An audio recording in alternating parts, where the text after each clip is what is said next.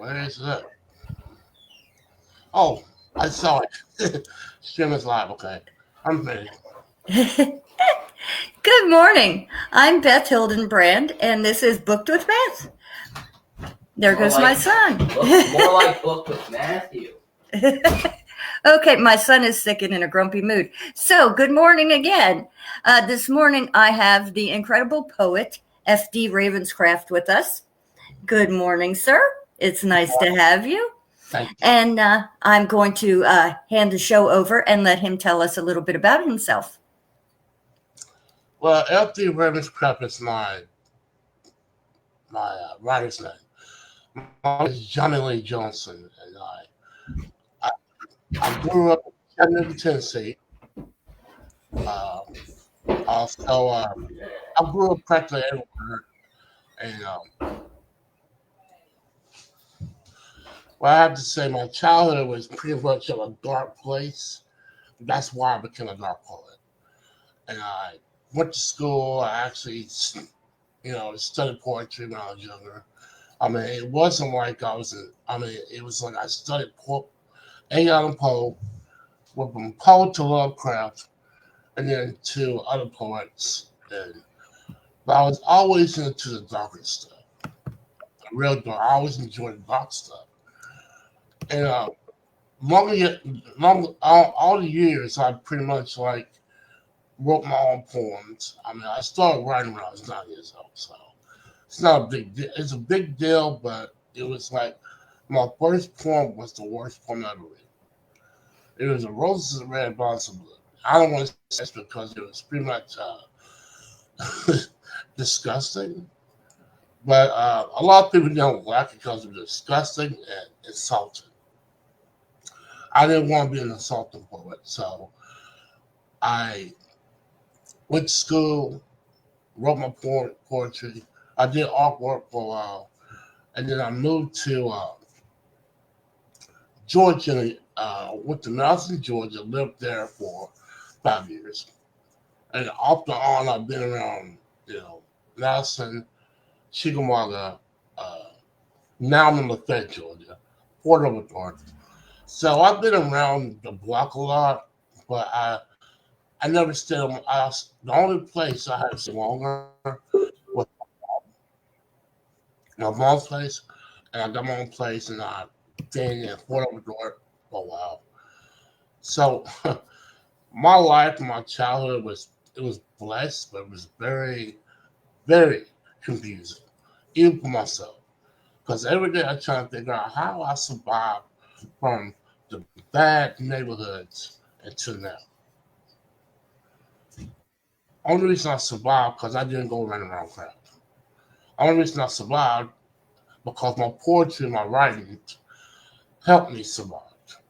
And now I'm here talking to you, and I'm just letting everybody know. Thank you for giving me a chance to talk to you, because I really, really love poetry. I really enjoy poetry. I'm working on on my first book.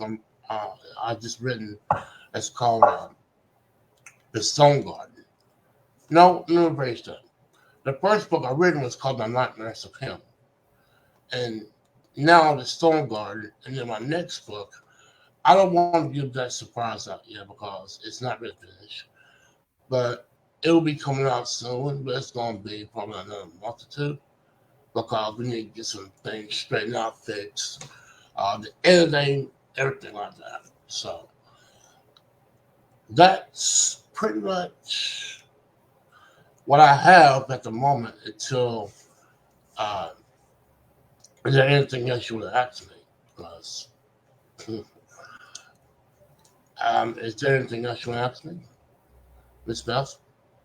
Well, we're glad that you chose poetry because you do it very well. Yeah. So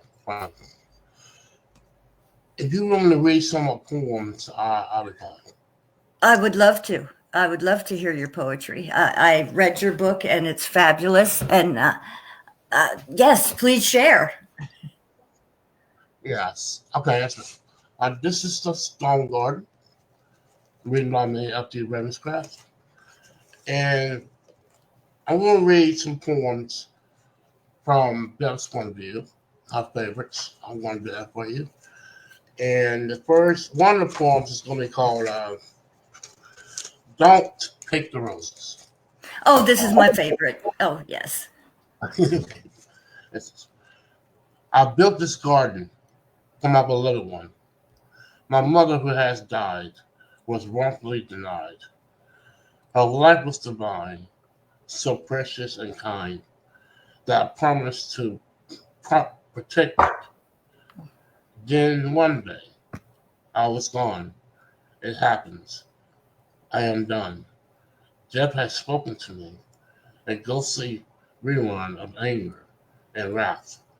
You picked the roses from my soul. Now you, now you are one. No, wait. Now you are no more. Running from the final score. Arisen from the grave to get revenge for picking my garden. That's my mother's line and deleted, carelessly flavored, like an endless fable, to replant her roses with the tip of your noses. As well a grave warms in a cold world. Leave my garden alone, or else you will be buried like stone. You're my soul now. Join the earth for the chance to get to my garden. That's one. Something to read, I kind of got a little nervous. I All love right, that one. I do. thank you. And this one here, I called The Ghost of the Highwayman. I love this one too. Okay. Uh, he returns from the haunted slums of the English moors to find his last wish.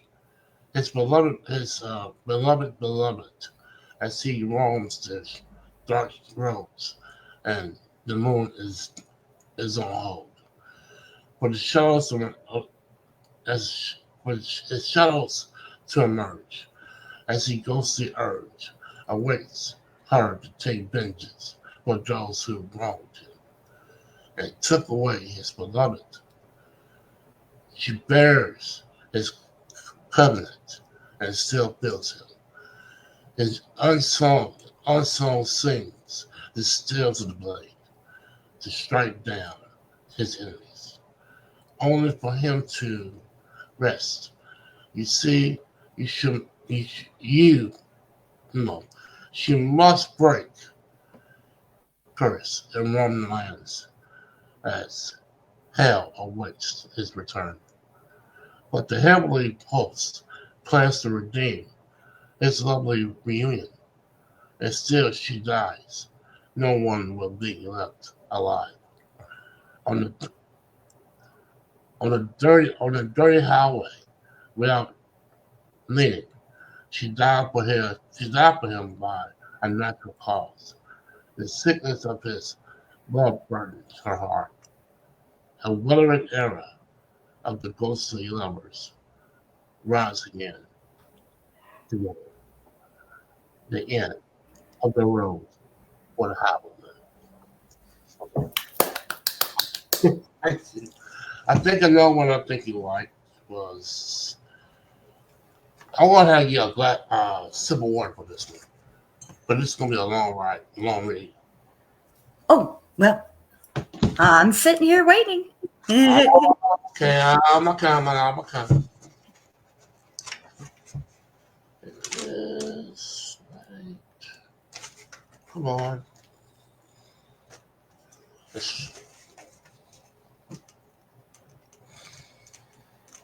Well, okay, I just think I passed it. I think it's a Stone Garden.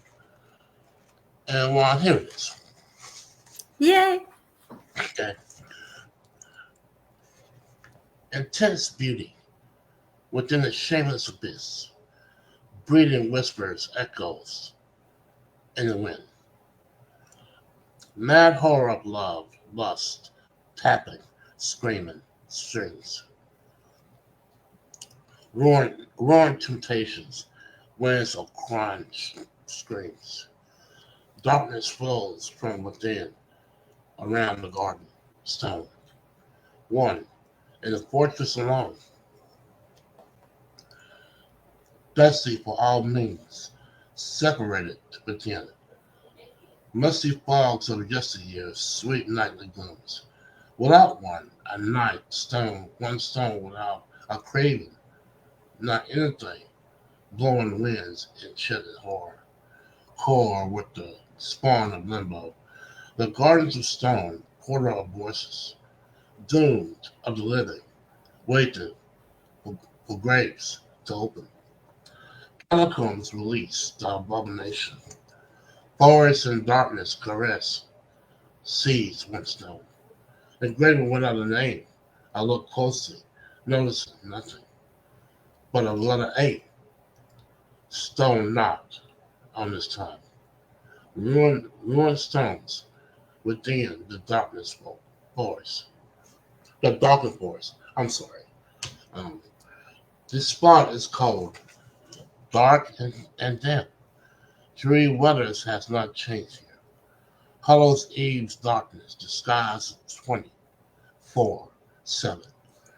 Years after year, the forest appears from nowhere. If you see it, you'll find it. If you love one spirit here, stay around. If not, you will be swallowed by the calmness of his glistening stare. Beware of the voices. Dare not listen to the voices. In the stone garden, if you see faces in stones, never stare in adoring glare. Banshees in the trees, ruined stones of tender care. Don't go. Stay away from the front of the stones. Craven abyss glares. Pit it not even a tear.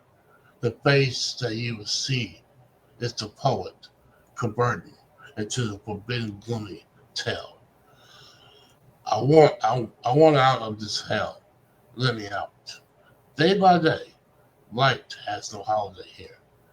As darkness dawns upon the forest, the garden stones will break our bones. Darkness falls, never to be known. The forest will seek your call, and it will find you.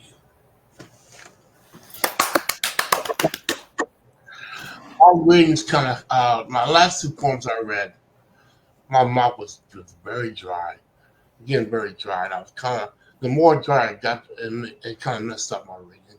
So I had to repeat myself, do the whole thing again. So, for a treat, I'll read one more. Would that be okay? Oh, absolutely, absolutely. While you're looking for that, I want to say good morning to everyone who has tuned in and is listening. Good morning, Nina and Carrie and Kenneth. Thank you for watching the show. We're happy to have you here this morning and listening to this great poetry. And I need a drink.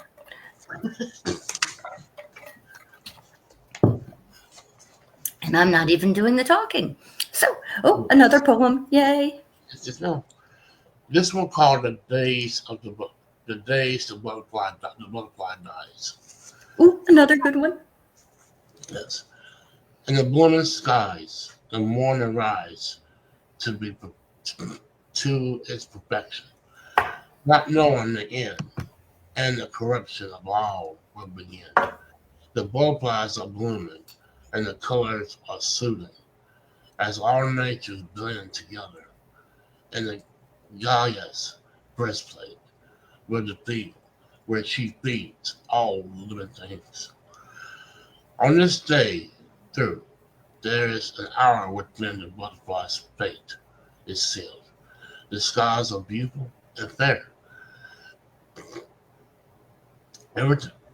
Every living thing was breathing without its care. Now they are falling to the ground as the sky's beauty is deadly famine. Famine has come to take away all, and the earth has been bidden. They are coming down, falling to the depths, to their depths. The skies are poison, and the world will know the plague is here. Without any deny, the bloodlust called plague, dying across across us, and the disease has spread. Now we are dead. In this dreadful moment, we all die. They will rise again, only to find a place in the garden, without Eden. So I think it was more. I think it was more. Well, yeah. Okay. So you like those so far? I 'Cause love them. I I love them. yeah. So They're fabulous. thank you. I was forgot to mention when I was explaining to you a lot of things about my life. I forgot to mention one thing. Uh, I met my mother. Her name is Lottie. She took me in when I was way older. She been a very huge help to me by keeping my poetry, keeping me from writing. Because there was a time when I didn't want to write anymore. And she told me to keep it up and keep it up and keep it up. And I was thrilled to hear her say that because she's been the only one, besides my brother and my friends, have been very supportive of my writings. And the Stone Garden, if you read it, I know you have those. If you read the dedications in there, there's a woman named Lottie on there you probably read. That's my mother. I dedicated the book to her personally because that's how much I really appreciate her, how I adored her, how I I call her my white rose because Oh, she's very, very, very great to me. And uh, I love her to death. And if she's watching, I just want her to know that. But no, my mom, she's probably home asleep. So um, maybe if she ever get a glimpse of it tonight, uh, I hope she sees what I said about her because I really do care about her. Um, that's what I forgot. I forgot to mention, um, oh. and stuff like that. If anybody else got any questions besides you, I mean, I'll be happy to answer them or something because I don't see I don't really have anything to do today besides clean up, right, sleep, repeat. Right, sleep, repeat. That's what I do. And I will write from actually after I've written books because there are like there are three more books that's coming up on High Besides Go. It's a series. Um, Stone Garden is one. I won't go ahead and tell you right now. I mean, I don't know if she wants me to do that or not. But the Wisp, it's called Within the Time of Darkness. It's the second book. The rest of them, I'm not going to speak of them right now. But this is book one. That's book two is coming out soon. So it's like you got like three more books coming out. That's part of that series. So hopefully, I really I hope this works. I get used to promote these books because I don't want my books sitting around and not doing anything. I mean, I'm not doing. I mean, I'm gonna. I'm not. I'm saying I'm not doing this for the money. I'm doing this because I have the passion for it. I have talent and the passion. I love it. I adore poetry. Money is good, but you should not let that be the reason why you're doing it. I don't think any poet does it for the money. I Well, really don't. And I don't think any of us make any money. I'm speaking writers, period, because I'm not just a poet. I'm writing short stories. I'm working on short stories right now. Um, I'm actually becoming an author. Yeah. Well, that just answered Carrie's question. She just said, "Do you write anything else but poetry, like fiction or short stories?" So you do. You're writing other things. Yes, my other. I have like 4 or 5 different titles of short stories. That's kind of bizarre. I mean, I think the most favorite of them is my Nightmare Wonderland. And Nightmare Wonderland is going to be like a long story, a long short story. And I'm working on that right now. And I got other stories that I'm working on yeah, it's kind of pain. When it comes to writing poetry and trying to write stories, it's kind of pain to try to correct and put everything together and just constantly you got to sit there and figure out do I want to write poetry today or should I work on my short stories. So what I did was after I written uh, the 5 books that's going to be coming out, it's going to be coming out. Uh, the second book's coming out soon, but the rest of the 3 is already finished. It just needs more work. Uh, I have not written anything since for a while because I kind of drain out of it, of poetry. I kind of drain out. I mean, if you not drain out, but I was burnt out because I just wanted. My heart was saying, write your stories. Start working on those. Start putting that out there. Don't push away poetry. Don't push away poetry and like don't do it no more. That as a side thing, as a side project when you don't have anything else to do on your any ideas for your short stories. So it's not going away. It's just putting it to the side to use poetry as a creative technique to help me with my short stories. So, But your character in the beginning of the Stone Garden, the narrator. oh, Rochester Mariner. Yes. Yes, he would be a fabulous character for a short story. Oh my God, I love him. Yes. I I have to thank somebody for helping with that character. I hope I don't get her name wrong. Jackie Quirk, very good friend of mine. She's not just my friend, but she's my editor. And I adore her a lot. She's a very good friend. But I never met Jackie at all. I never met her. I just met her through Facebook Messenger. But she was the reason why this book, The Stone Garden, because she edited and everything that made it so good. I praise her for that because that's just what she's good at. And I want to make sure to let her know that I just love her to death. And she was responsible for the name.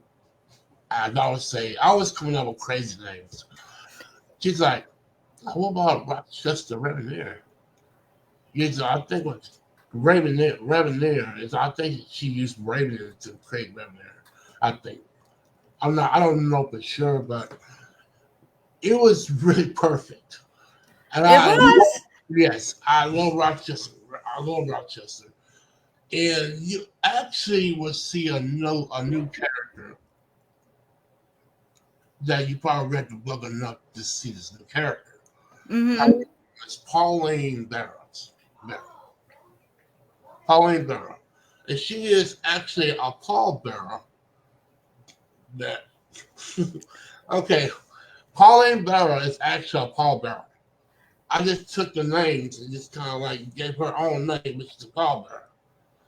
And she's gonna start telling the story for the next book next. She's gonna be telling that story. While Rochester does what he wants to do and pretty much collect more souls to come into the garden.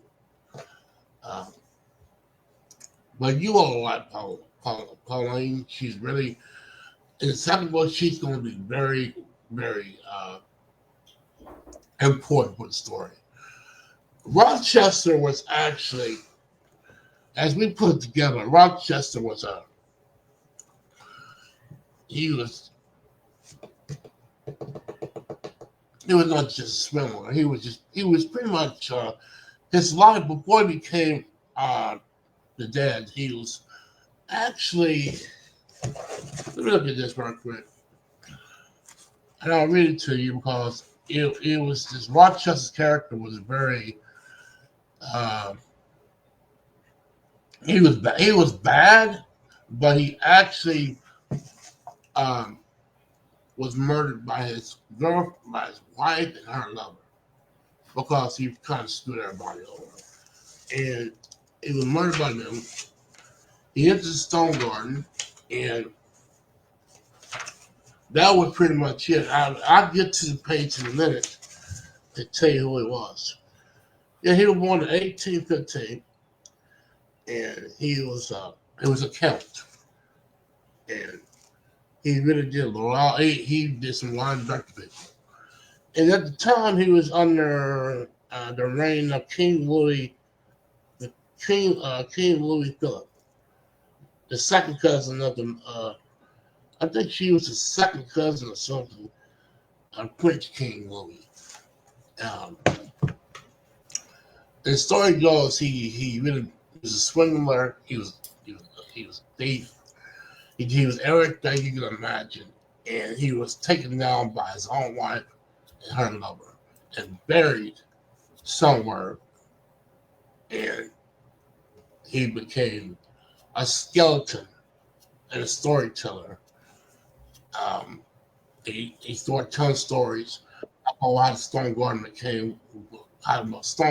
became, and I don't want to get what I'm about to say here because I'm kind of talking too much. But You're doing fine. You're doing fine. He he's a very unique character, even though he's a count. But when he started telling stories, and Jackie came in with his idea for the character, and she really had the name down pat because I was coming up with him, all these names. He was a walking nightmare for humanity, period. I mean, he was a walking nightmare. And now he's actually a storyteller and a narrator. And have you noticed the epitaph's name? The epitaph. The epitaph is actually words on gravestones.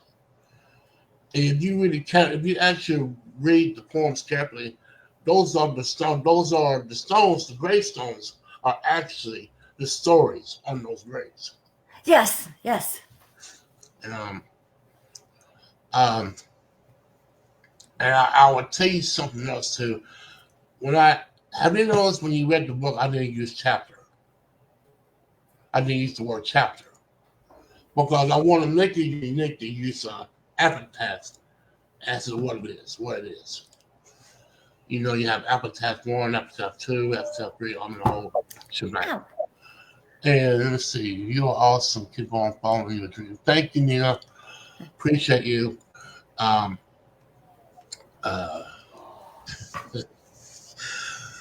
It's really amazing to be very creative But I also learned too. Everything I do by myself. But at the same time, I need help with creativity. I need help with creativity because sometimes I don't have any ideas.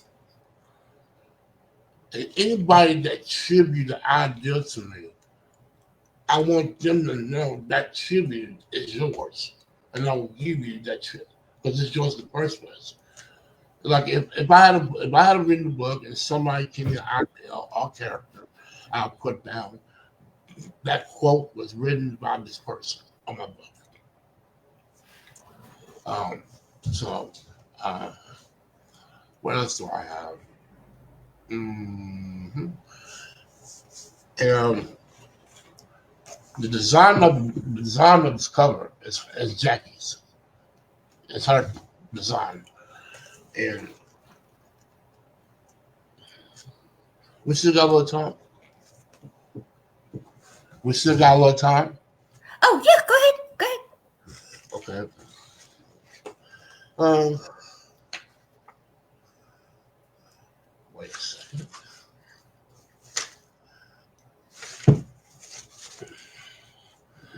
Well, I have to ask you, being a poet myself, um, how do you come up with your work? Is this something that me personally?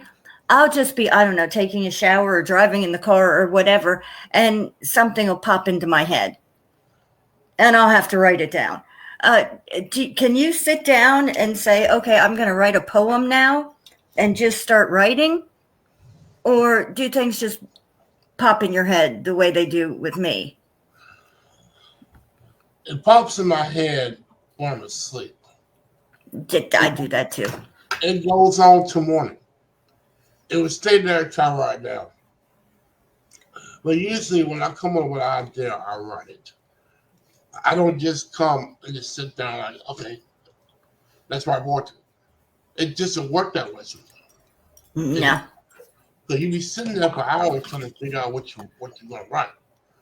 And sometimes writer's block can be hell. You know, because you sit there trying to write and you keep your mind start getting all fuzzy and weird, and next thing you know, you have this very deep thought that wound up being a writer's block.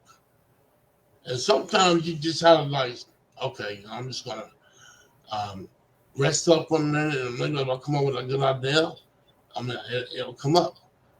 Sometimes for me, it'll be 2 or 3 days before I come up with an idea. But a lot of times, if I really need to write something, I would just write anything. I'll write a rhythm, a rhyme, or a poem, and I just make up other rhymes, just sentences. Just write, do it like this, do it like that, until something pops up. Um, well, um, it's really hard when you like have writer's block because you pretty much you can't think of nothing. So I will go outside and take a walk, and I come up with this idea. Now to run all the way back in the house to get this idea right. It's gone. I know. I have to keep writing stuff everywhere, all around me, all the time. Yes, it's just gone. And please, always have a notebook with you when you go somewhere. Do you have music that you listen to, or do you need silence? I would need music. I use my tool of music as classical. I listen to classical music a lot, and I use that as a, a therapy to help me with my poems. I will go as far to listen to Dvorak, Beethoven, Anthony Dvorak. I will listen to him. I will listen to his New World Symphony, and it would just give me ideas in my head. When I listen to that, ideas start popping in my head. Sometimes you have days when you have so many ideas, you won't know what to do with them because you have to write them down, and then when you write them down, something else pops up. You forgot the other part, and then you keep on writing it down, and then all of a sudden You already thought of 20 ideas. Why is it 6? Why is it 6 or 7 or 8? And you writing all this down like, how does this happen? That's how fast the mind will trick you. It will just go into it'll go to a speed phase. And then you gotta sit down and be like, okay, I gotta do some of these points. I can use these 5, 8 points right now and just write them down. And then when you be working on that and you be on the road with these poems, just writing, then another idea comes up, and then you be like, I must write this book. I must write this. And if you don't write it, it will bug the hell out of you until you do. So you stop everything, you write this poem, and it turned out that the poem wasn't that good. So you kind of like, oh God, I gotta rewrite this again. And sometimes I have to rewrite 2 or 3 times just to make it right. That's the great thing about being a poet, and that's the curse of it. Absolutely. If I need to write, it's like, oh, nothing's coming. I could sit there for 6 weeks. Nope, nothing. And then another, when I don't need to write, it'll be, oh my God, the light's on at 4 a.m. and I'm just scribbling. I'm a scribbling fool, it just won't stop. Well, So it's crazy. It's crazy being a poet. It's amazingly insane. It's just wonderful. It's the best thing ever. well, I try to. I will cut my phone off. And I will cut my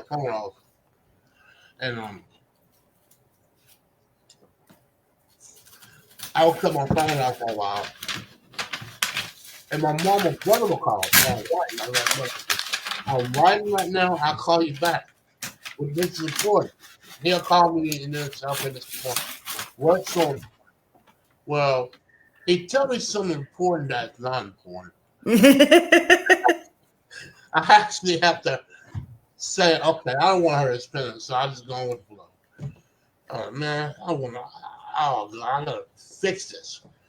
And my mom will call, and my mom will be like, what you doing? When I'm working on something, I'll call you back. I need to talk to you now. I said, is there anything important? No. Me, I'm important. You want to talk to me? I need to talk to you. I was like, okay. So I got something coming about it that I actually write. And sometimes when I'm talking to her, I'm writing down a poem without her knowledge of it, because I don't know, she's on the other side of the line. I'm just writing, trying to keep me from forgetting what I was going to write. So that's another crazy way I do things. But I don't want to disrespect my mother and don't hang up the phone and say I got to write poetry right now. I can't disrespect Yeah, it's just it's insanity. It's wonderful insanity.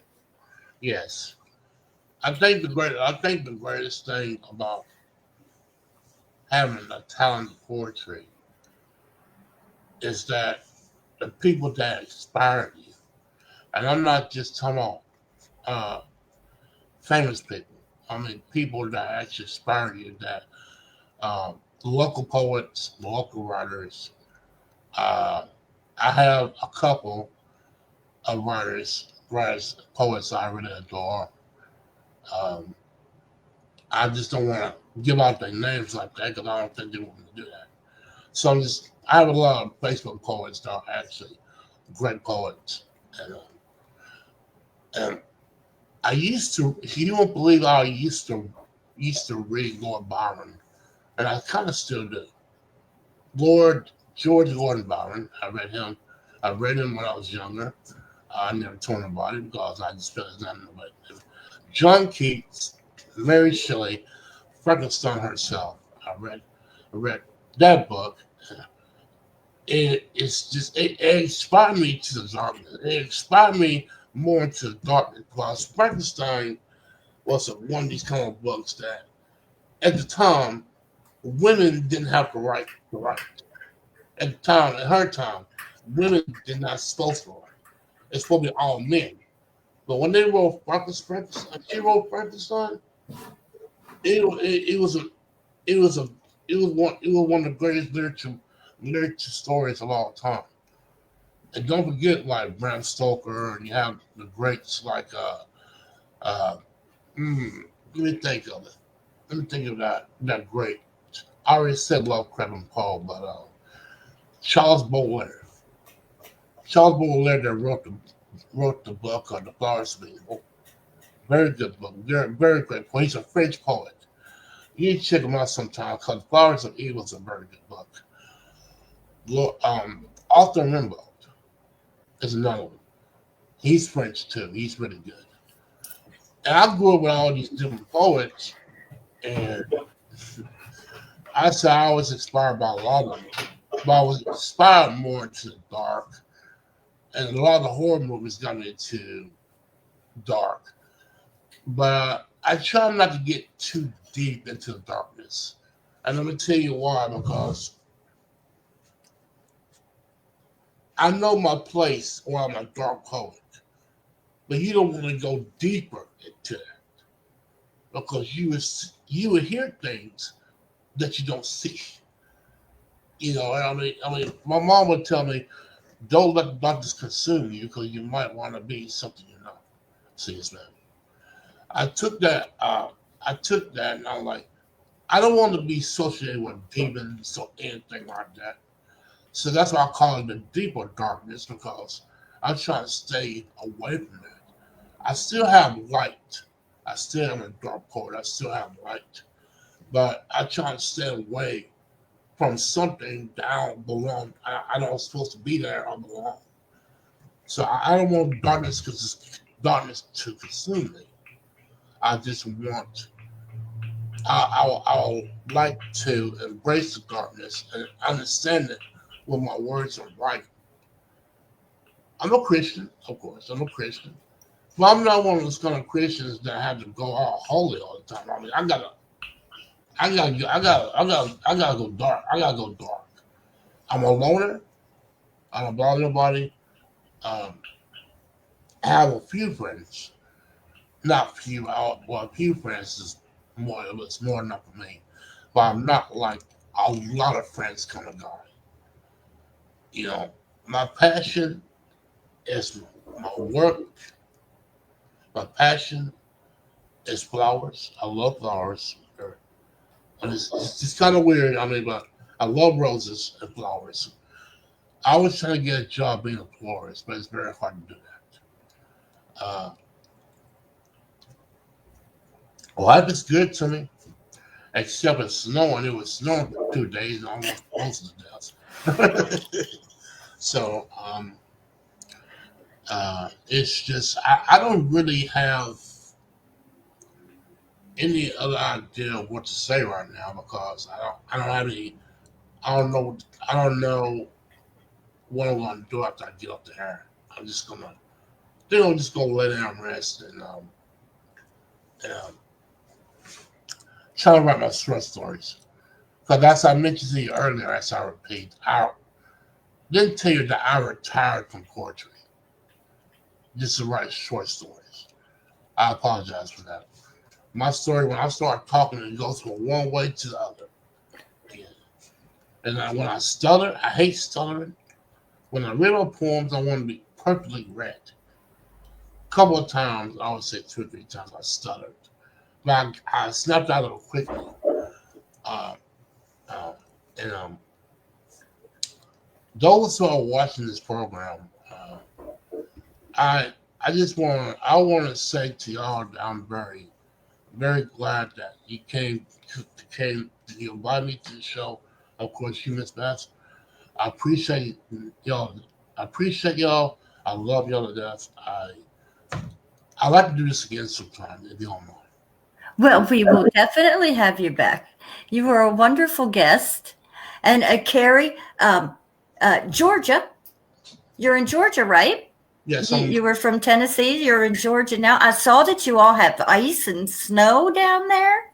Oh my goodness. Yeesh, I thought you were warm down there. No,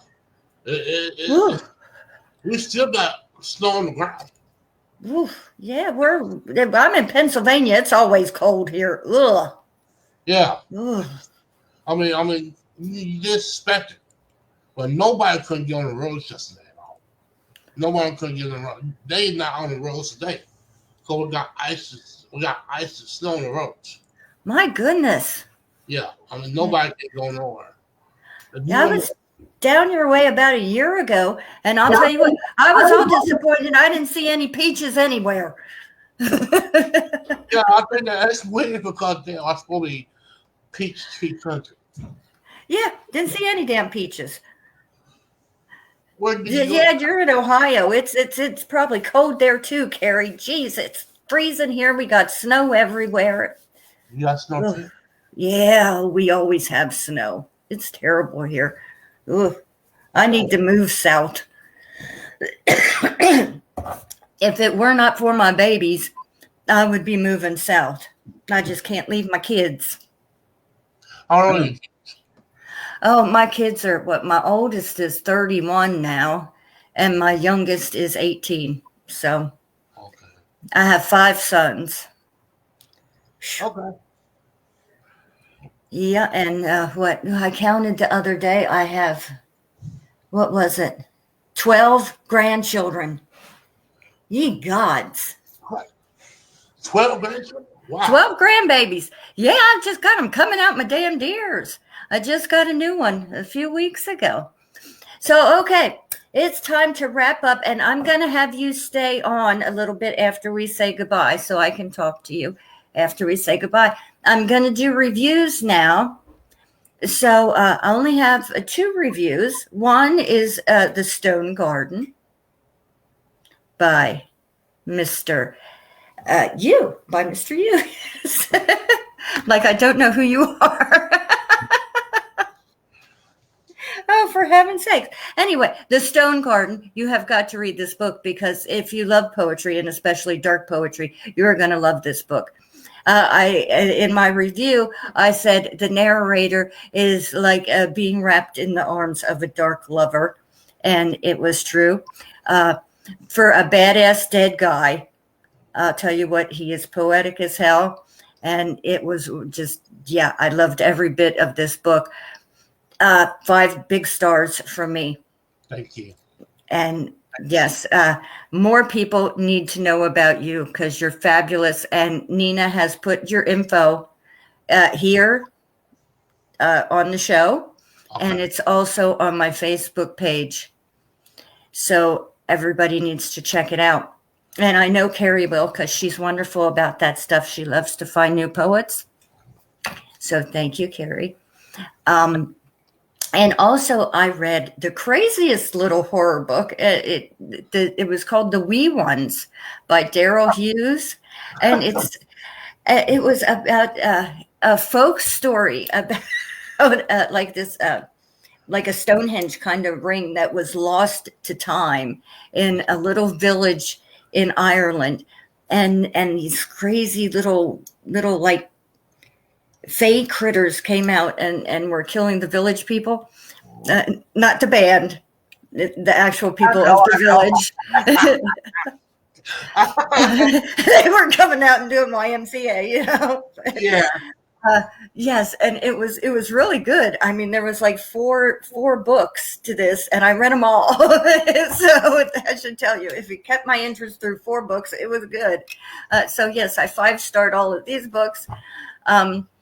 Also, I was reading some short stories by my friend Richard Correa, and I got to tell you, check out his books because they were great. You can find him on Facebook. Okay. And next week, we are having our next show will be with Brandon D. Connor. He's a good friend of the show, so check him out next week. And my girl, Brittany Wright, who is also a fabulous dark fantasy author, she is doing formatting now. Okay. At a fair price, a really fair price. And her books are great. And her formatting is like Da Vinci formatting. I mean, the girl is absolutely fabulous and very, very reasonable pricing. So everybody needs to check her out for their formatting. Don't be going to these crazy Fiverr people and all this mess.